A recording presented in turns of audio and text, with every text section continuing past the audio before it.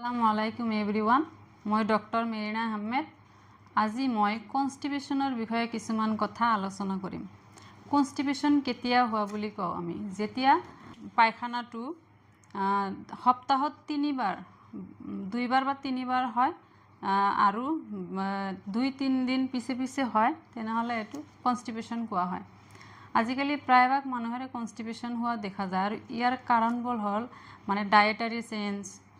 তাৰপিছত হৰমোনাল ইমবেলেন্স সিজন চেঞ্জ এইবিলাকৰ লগতো মানে কনষ্টিপেশন হোৱাৰ সম্ভাৱনা থাকে আৰু যিসকলৰ মানে ডাইজেশন সিস্টেমটো বেয়া মানে হজম নহয় বেছিকে সেইবিলাক মানুহৰ কনষ্টিপেশন হয় আৰু থাইৰয়েড আৰু ডায়াবেটিক থকা মানুহবিলাকৰ কনষ্টিপেশন হয় আৰু যিবিলাক মানে বেছিকে এন্টিবায়োটিক ইউজ কৰে বা এন্টিবায়োটিক খায় সিহঁতৰ কনষ্টিপেশন হয় স্ট্ৰেছ তাৰপিছত ডে স্লিপ এইবিলাকৰ কনষ্টিপেশনৰ কাৰণ হ'ব পাৰে আৰু এই কনষ্টিপেশন হলে কি কৰিব লাগে কি খাব লাগে আৰু কি এভয়েড কৰিব লাগে এইবিলাক অলপ আলোচনা কৰো আহক তো আমাৰ সংস্কৃতত পথ্য আৰু অপথ্য দুটা কথা আছে পথ্য মানে কি কৰিব লাগে বা খাব লাগে পথ্যটো হেতু হল পানী বেছিকে খাব লাগে মেইনলি তাৰপিছত